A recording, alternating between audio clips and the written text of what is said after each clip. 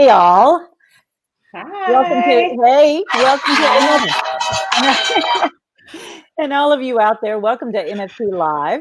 I'm Donna Ladd, the founding editor of the Mississippi Free Press, and I'm here with some kind of fabulous women here today to talk about a very special project and collaboration that we're kicking off really this month.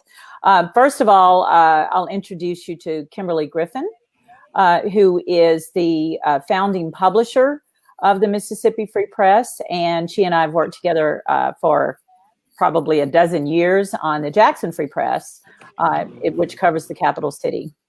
Hey, Kimberly. Hey. Welcome. And then down here at the bottom right is Azia Wiggins. And Azia is a very important person to this project. She's the executive assistant of the Mississippi Free Press, but on this project that we're going to be talking about today, Azia is the project coordinator and is really kind of making it all happen. So we are really happy that Azia is here to talk about it and to coordinate it. Welcome, Azia. Thanks for having me. I'm glad to be here. And then a really special guest here is Deanna Tisdale Johnson. Deanna is the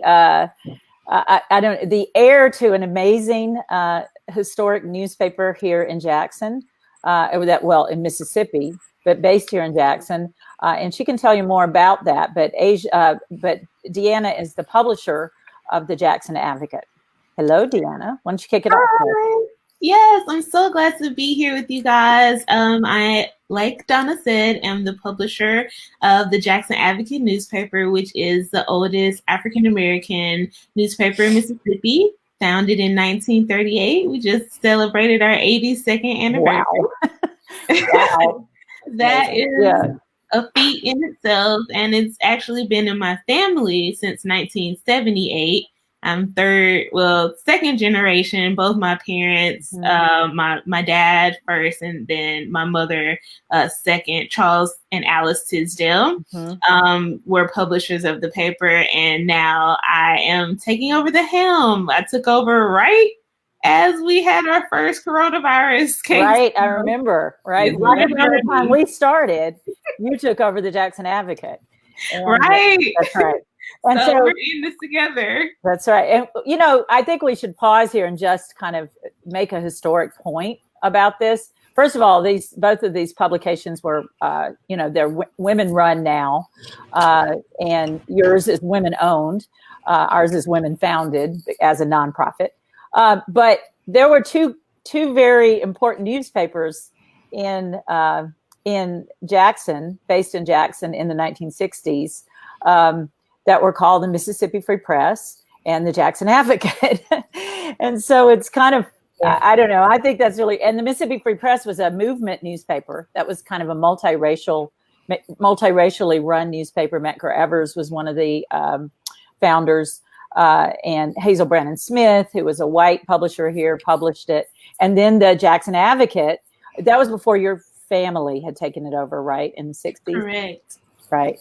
But it was like you said, it's 82 years old. So it was, already at that point, it was already a very important Black newspaper in the state of Mississippi and in the country. So it's kind of fun that now we're working together in somewhat similar ways, and in a way, to have the two newspapers. So I love that. Yeah, and definitely so. And there's so much interesting history. The first owner of the paper was Percy Green, who really actually did a lot for African Americans.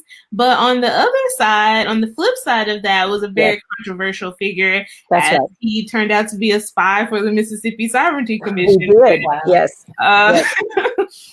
Did not advocate on behalf of African Americans. Right. So having that duality as the foundation of the paper was very interesting. When my father took it over, he wanted to make sure that people knew that he stood on the side of right, and he stood on the side of making sure that African Americans in Mississippi, especially in Jackson, had their rights or were informed of their rights, and took the charge in making sure that we were advocates. So that's sort of the legacy that I feel like I'm leaning towards. But I think that it will come to fruition as we are in a digital age. So our website, as you can see on the screen now, that is our website, but we're revamping our website. It has been a long time coming, but it is almost finished, and I'm so excited for people to see it. We'll have a virtual launch for the new website, so I'm very excited for that. Excited about that. It'll be launched at the end of this year, beginning of next year. And I just really can't wait for people to have a community online, talk with us, be informed, be able to see what we're doing, the Jackson Advocate, and what we're doing as a collaboration with the Mississippi Free Press, because I'm really excited about that too. So yes, me too. And you said that we kind of, in fact, I really kind of met you, even though we may have met before that in some ways, but at a luncheon right before COVID hit us here.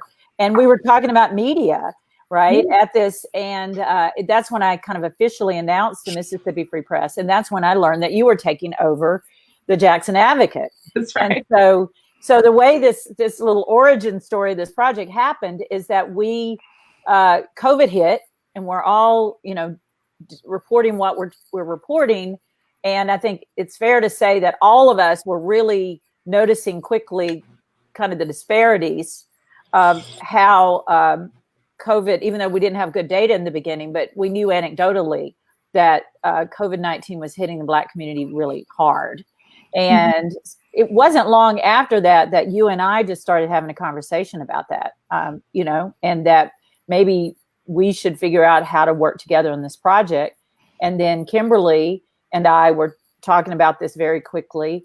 And talk about that a little bit, Kimberly, how you and I were just talking about this the other day, about how we were both kind of worried about the disparities quickly. So we had talked about starting the Mississippi Free Press, and we had a plan. COVID changed that plan. And then mid-March-ish is when, we had our first set of cases, and the escalation was quick. It went quickly. And both of us were noticing that we didn't have numbers about race. We didn't have numbers about gender. We didn't have really any basic demographic information. And, I would have people say to me, well, they probably didn't check the box. And I said, well, I don't always check the box, but I'm pretty sure my doctor tells the Department of Health what they think I am. Right. Yeah, like they make a guess. Right. Again, in the neighborhood. And so it was clear that we did not have all the information. And when you don't have all the information, you can't protect yourselves and you can't protect your community. That's right.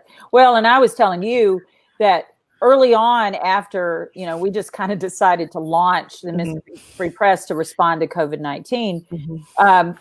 One of the things that we were getting were story tips. We were new, but we also have this history in the state and this really strong journalism network because we've done the Jackson Free Press for so long. And so we were getting these tips from all over the state about Black communities or Black groups being hit so hard. And I remember that we got a bunch of Facebook posts, and someone was tipping us off about Tippah County, which is way up north, and how, and this was just in the first few weeks, and how COVID had kind of swept through a Black church. People didn't have good information. It's kind of what you're saying. And that there were a lot of kind of early deaths and infections that were associated with that. And so I think all of us started kind of demanding that information quickly, and it took them a while before they actually broke down this data. And I really think that it was, as much as anything, in response to this just public outcry, wanting to know what the demographic breakdowns were. And it was one of the first, I guess, group of cases that really hit me hard was, Deanna, you may remember this, the Kojic bishops that all went to a funeral because they didn't have good information. And I didn't grow up Kojic. I'm not Kojic. But the Kojic church is so important to our community in terms of their good works their place of refuge for anybody who wants a place of refuge. And someone who's COGIC could tell you more, but I don't know. I think we had more than 5 COGIC bishops and pastors go to a funeral from Clarksdale and several other places in the Delta because a big member of the COGIC contingent had died. Mm-hmm. And it is clear that they would have made some different decisions if they had had better information. And so now we've lost at least half a generation of elders who didn't have the opportunity to pass on things to us that we all needed to know. They left void. Like, whole communities are now missing uncles and pastors and leaders. And because, we all know the Black pastor is often the school board member, they're the pastor, they're the place that's going to collect the money to make sure you go back to school, you get back to college. And that whole community had this void. And that one really was when I went, we need more numbers. Kimberly, define real quick COGIC for people who sorry, you're right. We'll have some people watching who don't know. The COGIC church is the Church of God in Christ. Right. And it is primarily African-American denomination, charismatic denomination that has some of its roots in Mississippi. So they have big contingents in Mississippi, Michigan, and Los Angeles. Kind of great migration. You'll see those different roots. And so they often have their convention in Jackson. Fun fact, actually, is that Mount Helm Baptist Church, which is here in Jackson, is the oldest. That's the church I grew up in. Right, it's the oldest religious body in Jackson, and 2 denominations are founded from Mount Helm Baptist Church. One is COGIC, the Church of God in Christ, and the other is Church of Christ Holiness USA. So both of those were founded here in Mississippi, and they're really big denominations across the nation, especially COGIC.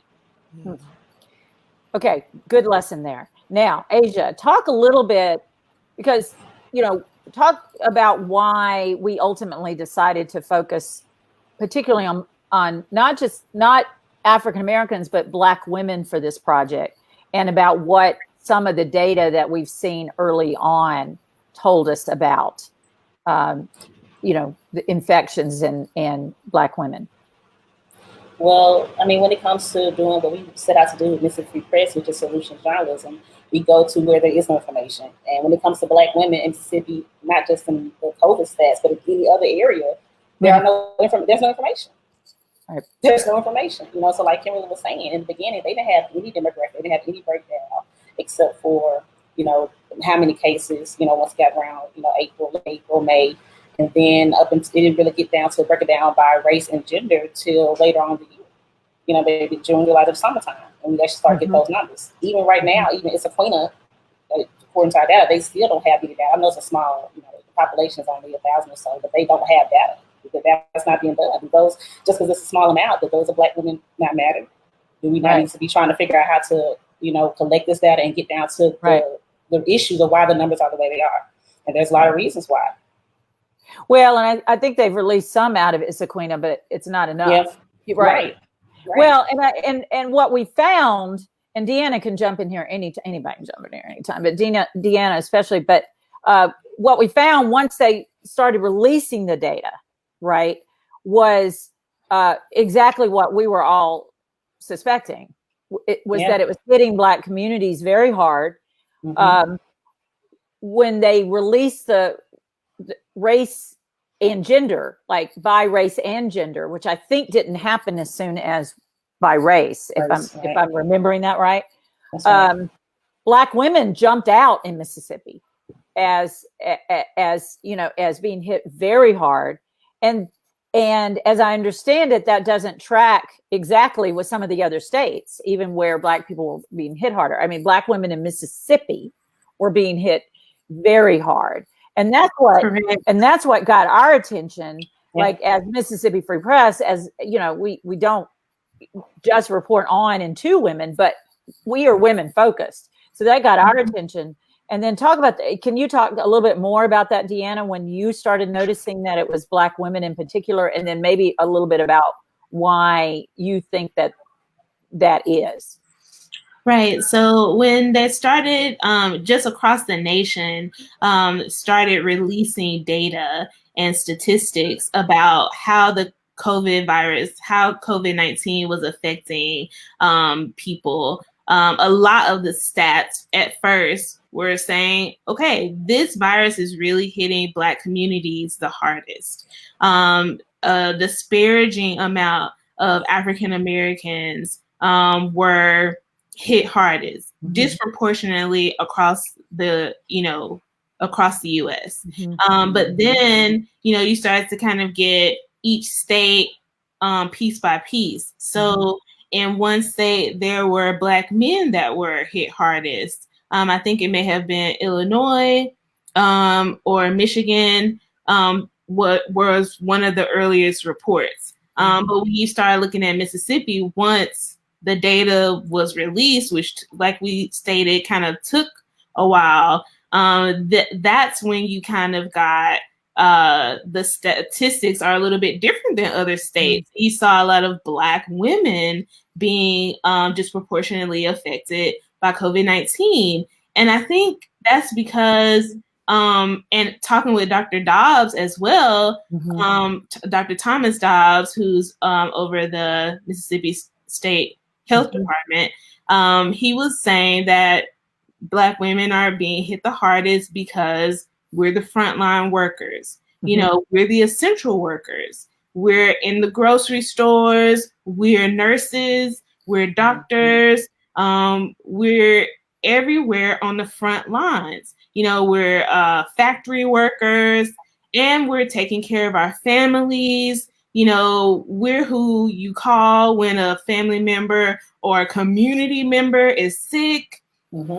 So we have been hit the hardest because, we're always on the front lines. We're always the essential workers and the essential people in our lives. Whether it's just church, you're going to have a mother of the church. You're going to have someone that's going to try to cook for you if you're sick, or a caretaker in the home that's caring for an elderly person. You're going to have nurses in the long-term care facilities. You're going to have nurses in our hospitals. Like I said, factory workers, we're everywhere taking care of those who need us. And that has been one of the things that has put us in a vulnerable position. Two, we're also very it isn't where we're going to kind of have a really good trust factor with the health system in Mississippi either.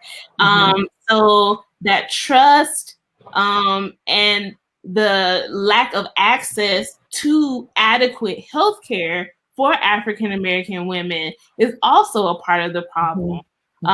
So those are the two factors that I think have really led to a disproportionate number of African American women being affected by COVID in Mississippi. Is we're not taking care of, we're always taking care of others. Right. Well, and when we started talking about that, I think what that really kind of, where that got us, I think, in the conversation was you, as a starting point, those facts are there, but then what is that layered on top of systemically, right? Now, what you're talking about is systemic, but what are the multiple factors that even being an essential worker that often comes with that, right? In so many different ways, or for a lot of the women in our state and others, but Black women particularly, are living places where they don't, in rural areas and such, where hospitals have closed, right? Where they don't have good health care, right? Don't have, benefits, health insurance for various and assorted reasons. Then you get into so many other issues, right? And so I think what we were talking about quickly, all of us, was that this is an opportunity to look at Black women in Mississippi, arguably the poorest state in the union. Sometimes we end up at 49, but we'll say it poorest. Competing with Louisiana or something. But it's our opportunity to take this crisis and say, what are all the reasons we can figure out that made this true? Some of them may even surprise us, right? And then, and I think this is something that Kimberly talks about some, it's like, what are the differences between, we also can't assume that every Black woman lives in the same circumstances either, so what is, and as Azia had really suggested calling the project, equity and resilience, because it's not just about, being in difficult, it's about being resilient and rising above some of these difficult circumstances. But we really saw it as an opportunity to get at a lot of these systemic causes that a lot of people in our communities don't always understand. A lot of policymakers don't understand, and kind of use this focus to bring out those stories. Kimberly, you want to take it from there, because Kimberly is doing one of the things that's kind of a cornerstone of the Mississippi Free Press's plans as a solutions outlet, is both to find these causes and report the solutions, but also to hold these, to let people tell us what they want to tell us through these virtual solution circles. And you want to talk a little bit about how we're using those solution circles to get at the information? Yeah, so we have convened at this point 3 solution circles with essentially the same cohort of Black women of different ages, of different backgrounds, from different regions of the state. And we probably could call them listening circles. So we ask them, how has COVID affected you? And how would you what solution would you give? And one of the things we always say is, you don't have to implement the solution as you are so used to doing. You just have to tell us what you think the solution is. And, we've learned so much. One of the things we learned from 2 people is that they are people that do a lot of contract work. And and now that you don't go somewhere to do your facilitating or your consulting, that they had an income increase, but they also realized they were working themselves to death. And that just come to them in the last 30 days is that they were working too much because they could. We've learned so much about internet access around the state. And it's not that people don't have internet. They don't have adequate internet to do 4 and 5 people in the home on an internet working and doing school. Because a lot of these homes have everybody back in the house, including 2 college students and 1 person in high school. And now 2 people working, 2 parents working. And our infrastructure, our technological infrastructure is not set up for that. In most cases, if you're paying for the most expensive, most wonderful internet and you think it's wonderful until you're under the back of this kind of stress, it doesn't work, which puts everybody kind of in a compromised situation. So we have really just done a lot of listening, and we've learned a lot, and we're going to use the things that we've learned. Deanna has been sitting in on those circles to really inform some further research, coupled with what Azia's doing. So Azia's done a lot of the data pulling and finding, holes in the research and showing us the trends. But we want to marry the trends with that conversation, because when you're in those circles, what you'll find out is that people there's a trend in there, Deanna. Like, people are saying, yeah, it's actually we're okay, or we're not okay financially, or whichever way. But these additional stressors are, I've got my entire 3 generations of my family in my home now. I have got, in addition to the fact that I can't see my parents and I got to go drop off there's just so many layers that are in the data, but also sometimes explain the data. So if you are the person that's responsible for example, somebody my age, I have a friend who's a physician. She has a daughter, a grandchild, and parents that she's responsible for. She's a physician. That I and we can talk.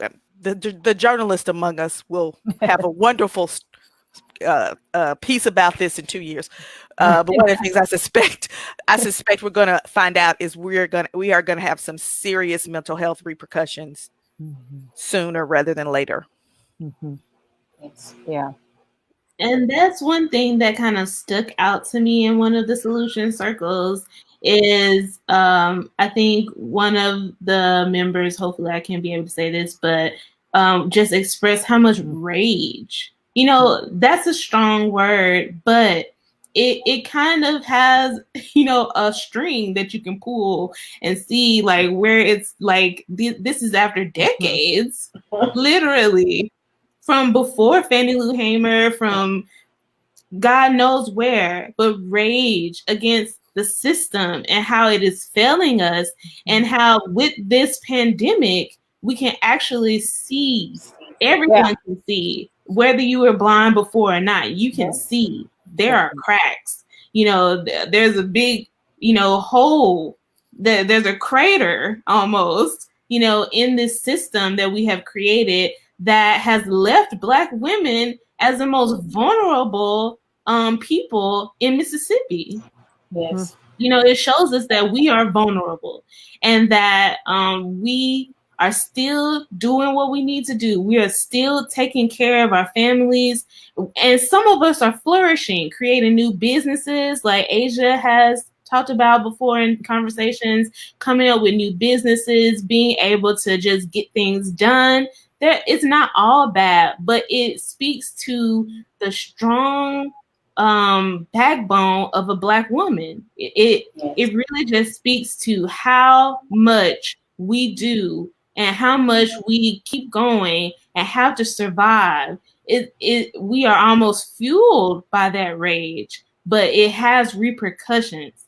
How long can we keep going like that without some really solid prayer and a really good therapist? I think got to couple those together. And really the third component is these solutions, figuring out what we really need to do to fix this systemic problem or these systemic problems for the future of our city, state, and nation. Because as the saying goes, when Mississippi does what it's supposed to do, the rest of the nation will too. If Mississippi doesn't do what it's supposed to do, the rest of the nation won't do it either. Right. And they'll be blaming Mississippi and not dealing with their own stuff too. That's right. Well, and I think what you're saying there really kind of taps into kind of easing us into talking about the project itself, right? But when we were all talking about this over these months, I think we all saw it as an opportunity, right? In the sense of how can we expose what you're talking about to a larger audience? Because the truth is, despite the remarkable resilience that we're talking about among Black women with what they've faced forever in the state of Mississippi, right? A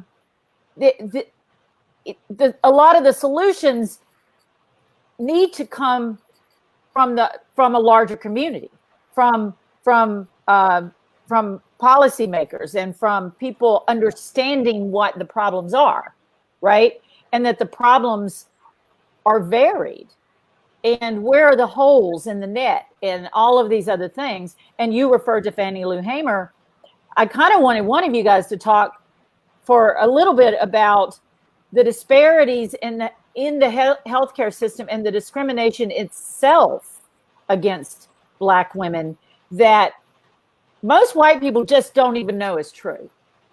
I've seen a lot of this year as more things kind of come out, a lot of people being surprised to hear that a Black woman can't get the painkillers she needs because there is this racist assumption that she doesn't feel pain in the same way.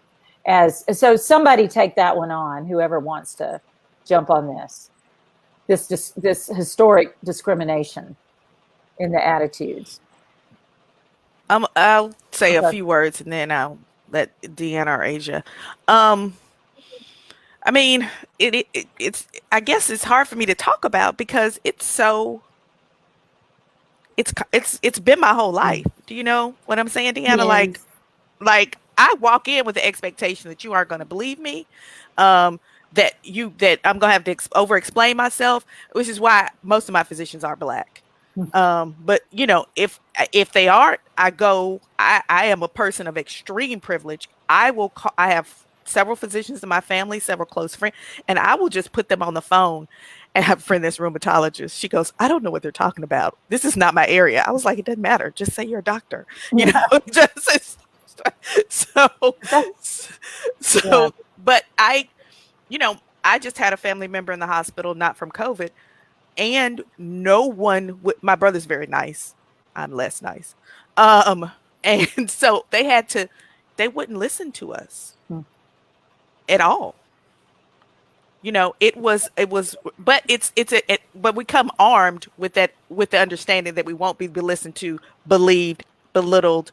You won't really try to get to the bottom of what's really wrong. You'll assume something is going on that's not going on based on whatever, how many of us probably, I wonder how many black people on high blood pressure medicine don't need to be because you're over 40 and they put you on high blood pressure medicine. Yeah, the statistics. Yeah. So, my physician friends, I get real irritated with the what is it? You're predisposed because you're black. We predisposed to everything. So that's what we struggle with. And, you know, even more so with COVID, because I wonder how many people haven't been properly diagnosed. Mm-hmm. And so many people that I know, even for a time, you know, probably myself, didn't really have someone like a family doctor that they could just call and say, hey, this is going on. You know, that relationship. Mm-hmm. It really wasn't until I actually have my best friends, my childhood best friend's mom is a doctor. So I've always kind of grown up with knowing that I could call her if something was wrong, you know, but it wasn't until I got married and I saw the relationship that my in-laws have with their doctor, that if, you know, something happened, they could call him and he'll refer another doctor that he trusts, and they trust in that. So they keep that cycle going. Whatever, you know, he recommends, they will really do what he says, and the results will be beneficial for them. And that's the first time that I've really seen trust, you know, kind of go both ways in a medical sense. And, you know, I just got married 4 years ago. So, you know, I was a grown adult before I really saw that type of relationship between, you know, someone and their doctor. And it was really great to see. It gave me a little bit more hope that really the medical system in Mississippi is not really always out to get us, that there are good doctors who will help in the time of need, you know, real need. And I've seen Facebook posts from friends who are my age who've had horror stories as it concerns, you know, childbirth, when the doctor did not believe them when they said that something was hurting them, you know, and that they thought that something was wrong, you know, and if it weren't for them sticking to their guns about what they believed, they might not be here. You know, those types of things. It's just, believe me, believe what I'm telling you. I know I'm not a doctor, but I might know my body. You know, believe that I know something is wrong and help me. You know, that it seems simple, but it's a struggle we're dealing with now. Well, I was at the Robert Wood Johnson conference that was here last year, and I met a black woman doctor who had been just devastated and she's from Brooklyn, I think, or somewhere like that, not here, right? Who was telling me just in tears about a situation like this, about not being able to get the proper medical treatment. I mean, she's a doctor. I mean, and so I think this is really important to put out there to almost kind of frame what we're talking about here.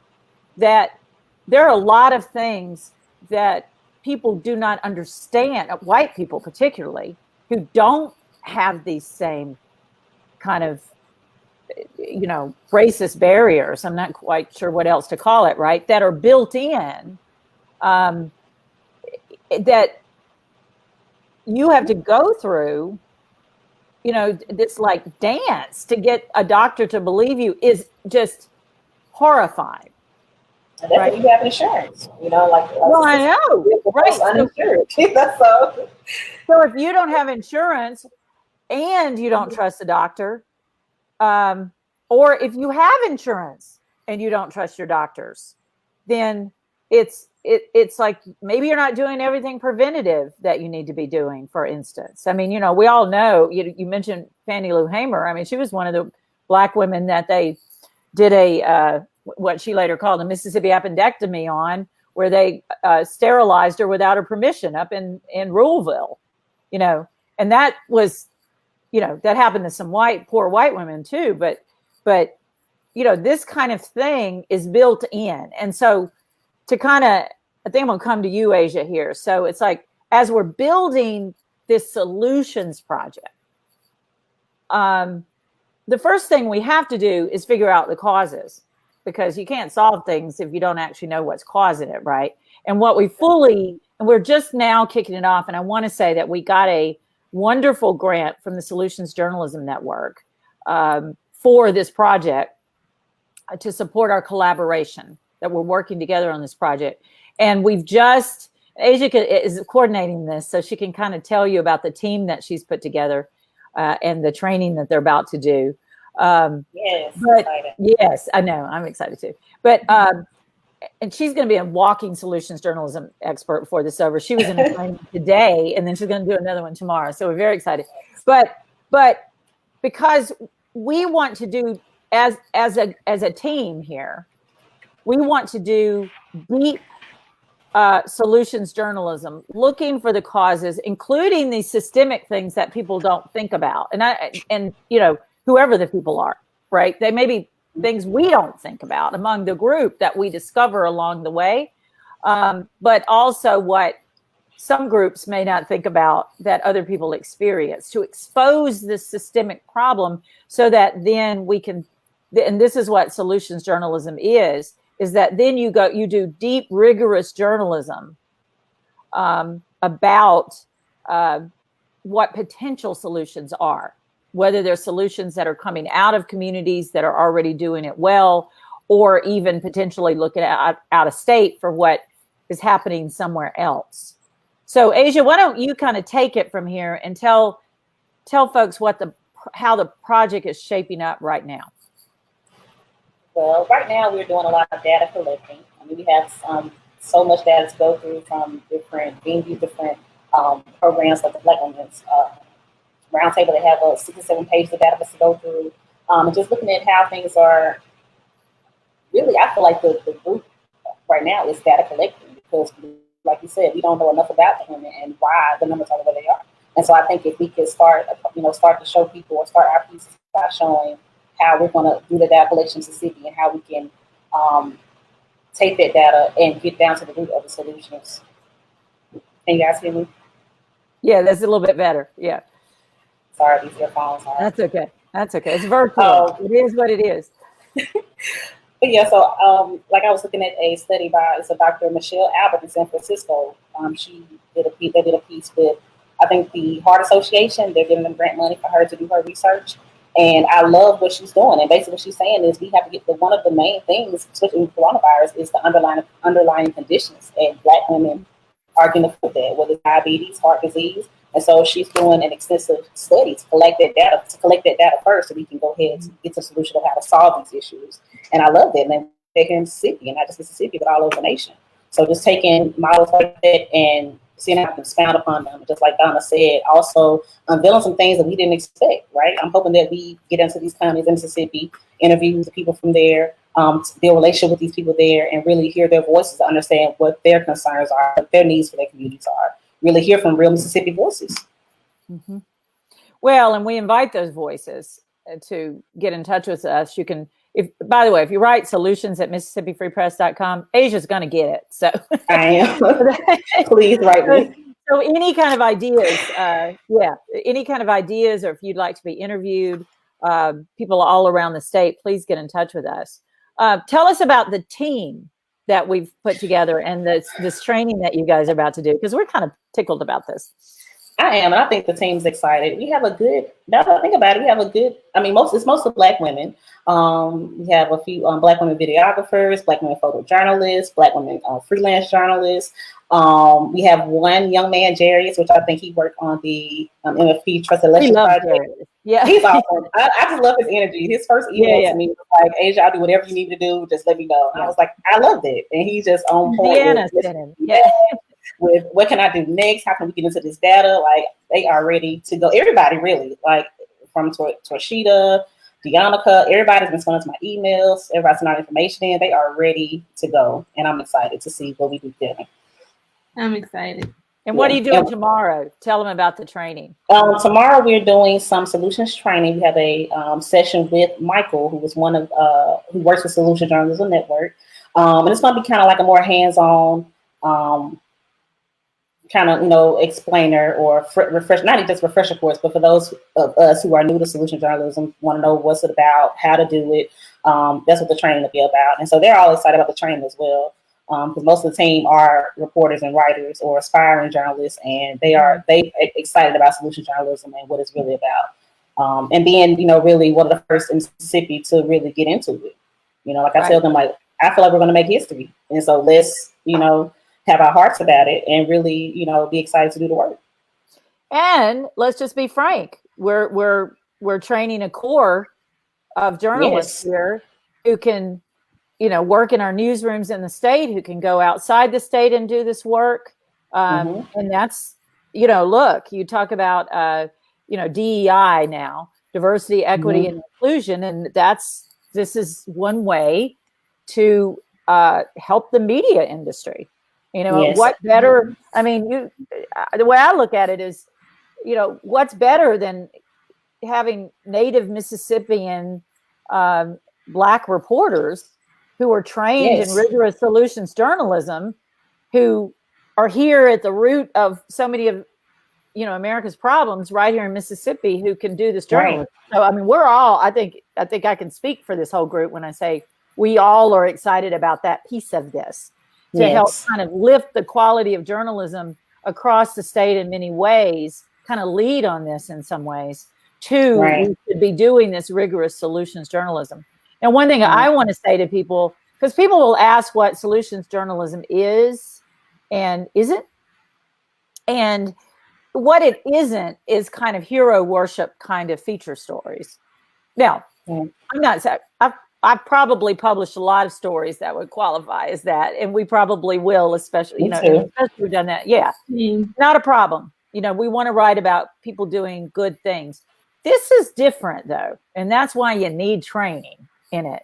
It's really about deep diving into what a potential solution is, or one that's already underway, and finding out the pitfalls, that what's being done wrong. I'll give you all a very quick example. We did a whole archive of solutions journalism work at the Jackson Free Press, supported by the Solutions Journalism Network. That was on what we call preventing violence. It was doing the same thing, though, looking for the systemic causes of violence, particularly in young people, right? So it's kind of doing what we're doing, looking for the bigger issues.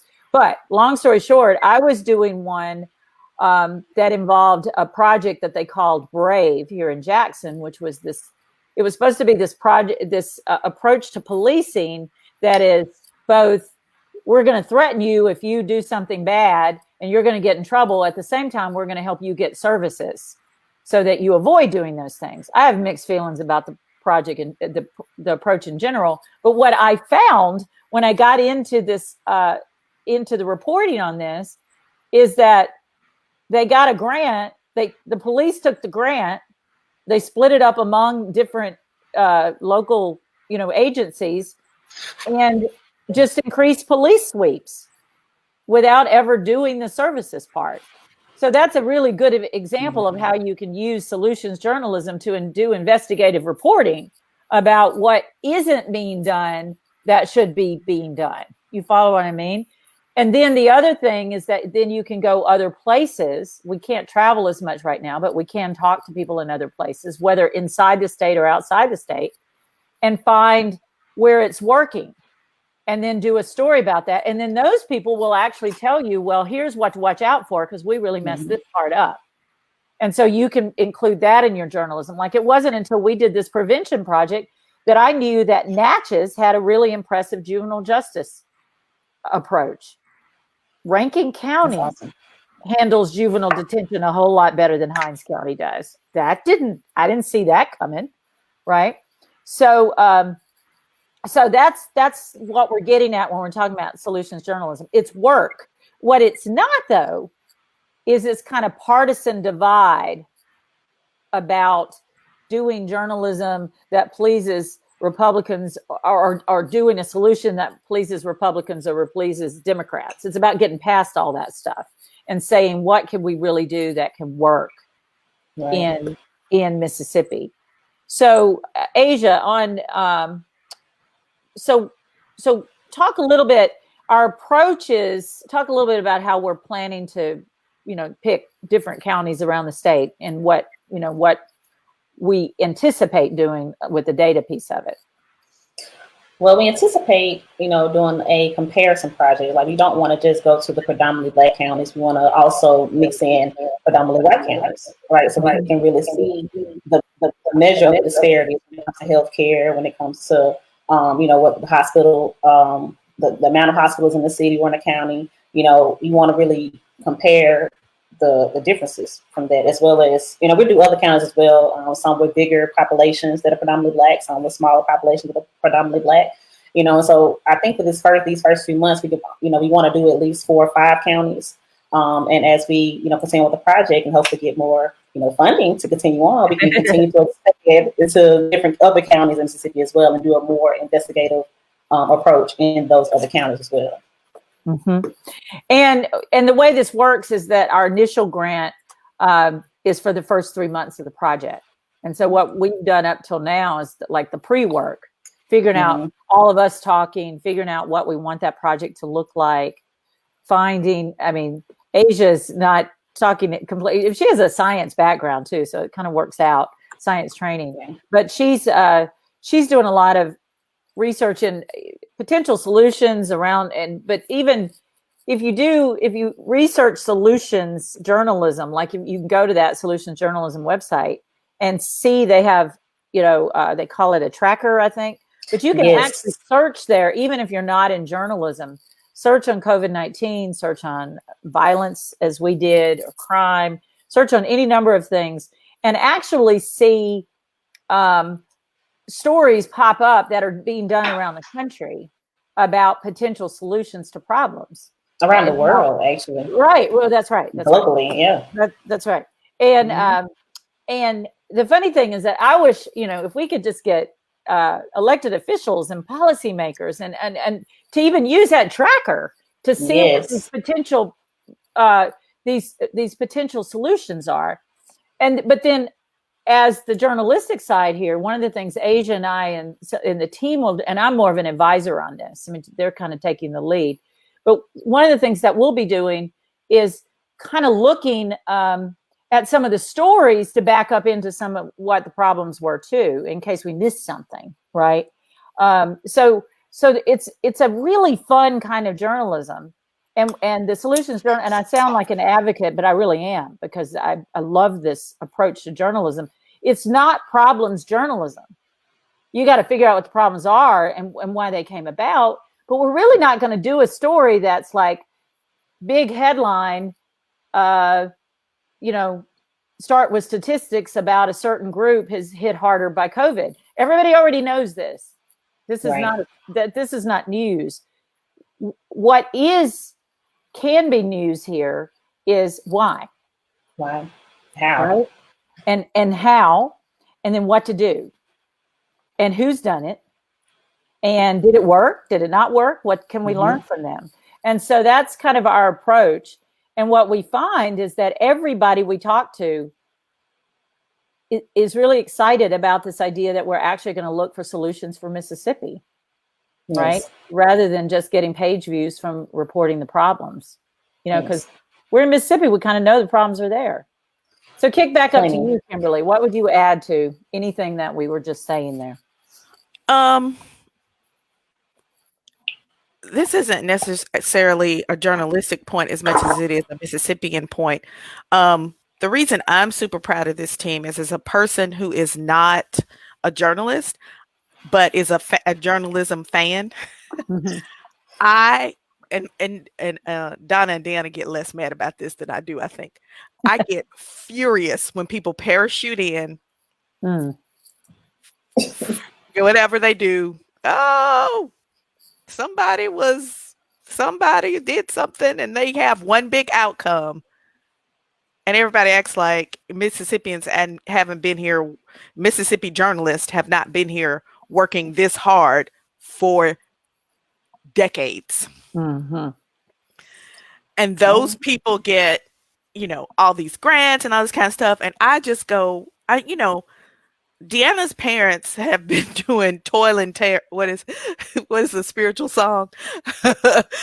Toil and tear for decades. Mm-hmm. The Jackson Free Press, our other publication, almost 2 decades. We could name publications that are no longer with us who have done the work day in and day out to keep democracy safe. Mm-hmm. Now to keep our health system, now we're exposing health disparities.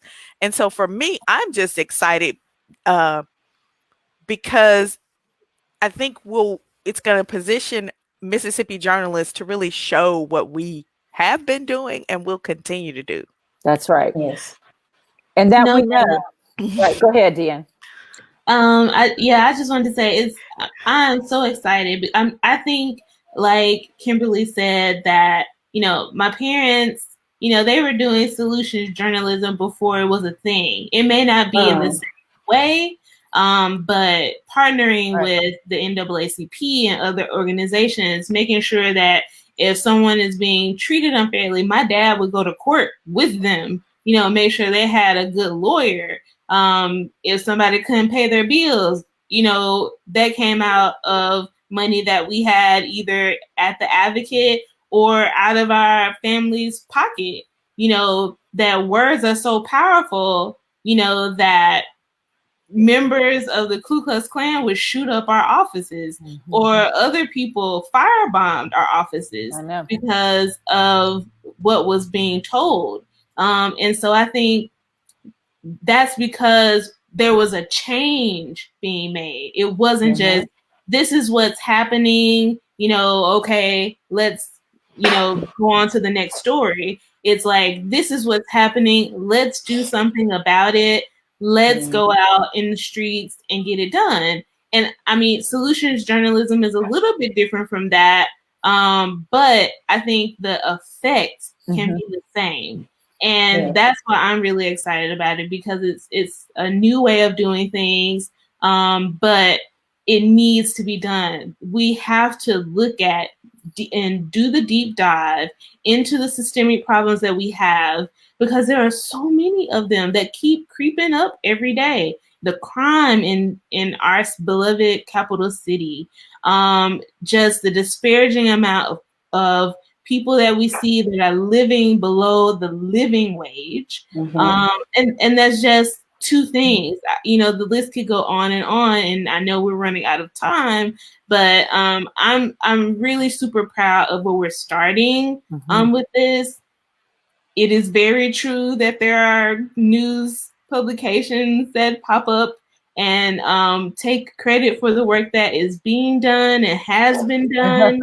But you know what? I told myself I was not going to fight over pennies when God has thousands for me. Mm-hmm. So, and maybe millions, you never know. Yeah, so right.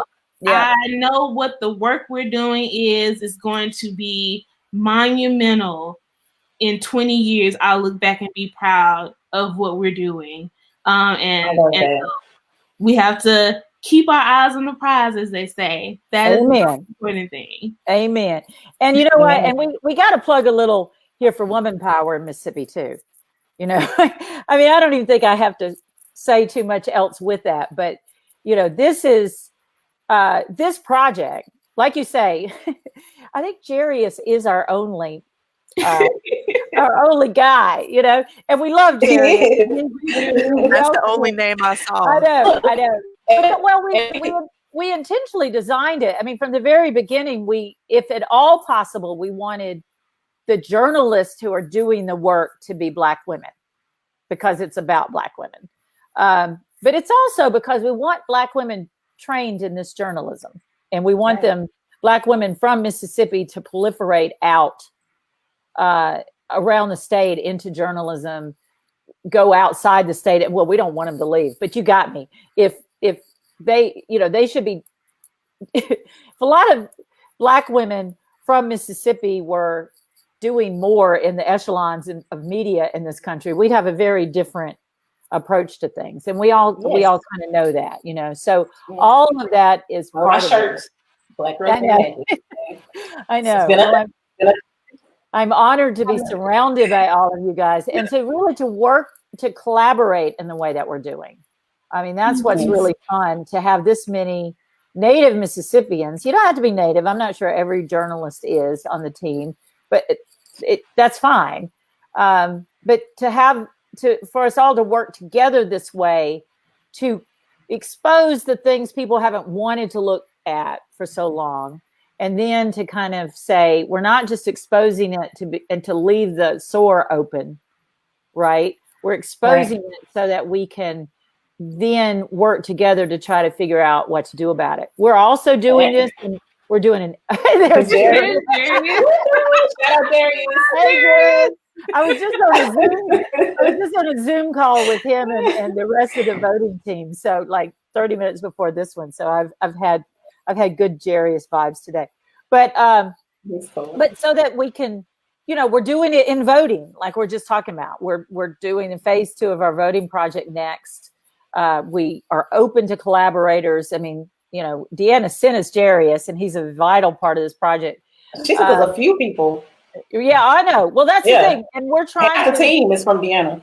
This is what we're doing. And we do want to throw out, if you're a good vibes kind of journalism outlet that isn't intimidated by strong women and who want to do the kind of work, we're gonna have a few, you know, kind of rules out there, but who wants to do the kind of work that we want to do, we are happy to talk to you about collaborating as well. And whether it's on this project or other projects, you know, come talk to us about that. But you have to be serious about the collaborating, and that at the core of it is changing Mississippi for the better. That is our ultimate goal. That is why we're coming here. This is it. It's why we're here. If you win awards or something else along the way, that's nice. But why we're here is to make Mississippi better. And that includes this kind of training that we're doing of people who are right here in Mississippi. So we don't need all these folks parachuting in as much. We can do this kind of level of work ourselves, which I think both of our publications have long shown.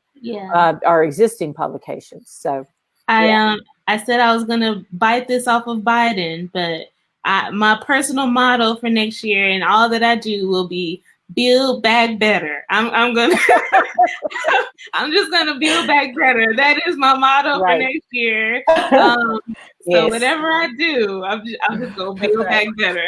That's right. The mission is at the core here, and that's the thing. And we invite anybody who wants to help in some way with this project or some of these other projects that we talk about. Get in touch with us. Again, if you write solutions at the email address that's on the screen, you're going to get us.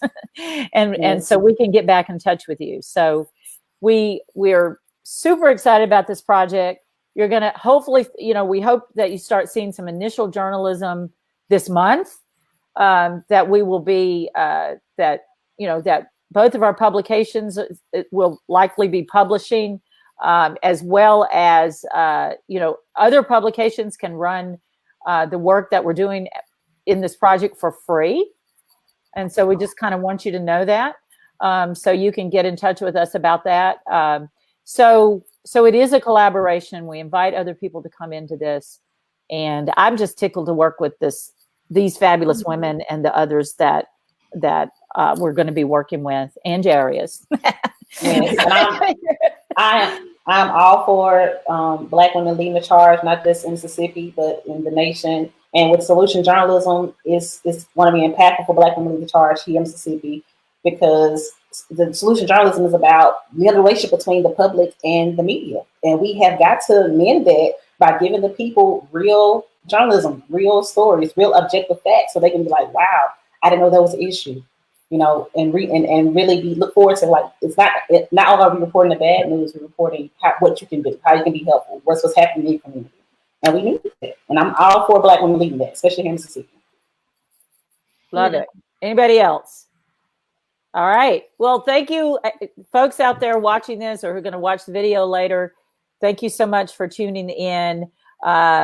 My next MFP Live, I just kind of confirmed like minutes before getting on here, it's going to be Heather McTeer-Tony, 2 weeks from today at 5:00. And if you don't know, Heather was the first Black woman mayor, or maybe Black woman mayor, I think, of Greenville, if I have that right, Mississippi. But now she works with she's an environmentalist. She was in the Obama administration working for the EPA. I've seen she's on a short list now for something, but anyway, I don't know about that. I'm not quoting her on that, but there was a Politico story or something. But she's also on the Mississippi Free Press board of directors, and she works. It's Mom's Air Force. Did I get that right?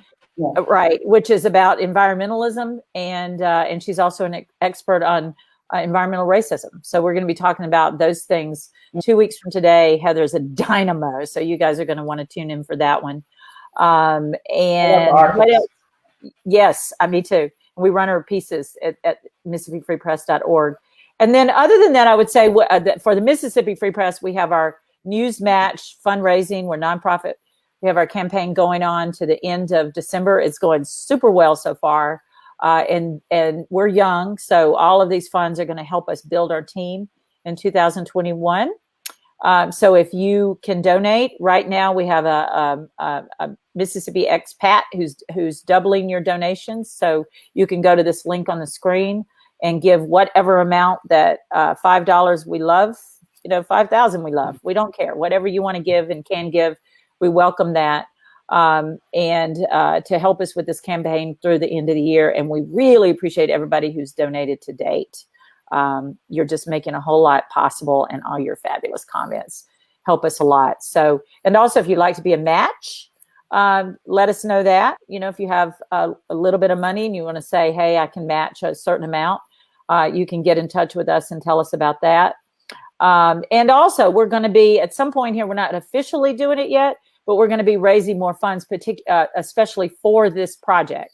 And so if you get in touch with us and tell us that you want to donate particularly for this project, we will earmark those funds for this project, okay, to help pay for our freelancers and public records requests and that kind of thing. So you can get in touch with us and tell us that. I think I would suggest on that you can get in touch with Deanna or Kimberly on that. Kimberly's email address is kimberly@MississippiFreePress.org. And Deanna's what's yours? It's dtjohnson@thejacksonadvocate.com. Right. Or just post in the chat over here if you didn't get any of that. Oh, our producer is getting things up for us there. So Kimberly at MississippiFreePress.org she prefers, but I think it'll go to her if it's .com as well. And then Deanna's address. So just get in touch with us if you'd like to give funds to earmark for this particular project. We can totally do that. Darn it. Okay, the producer's getting punchy back there, so we better get off. But this was, thank you, ladies, so much, and for allowing me to work with you on this project. I'm super excited about it, and we're going to do really important things. I know it. Yes. Thank you. See you guys in 2 weeks. See ya. Good night, y'all. Bye. Bye.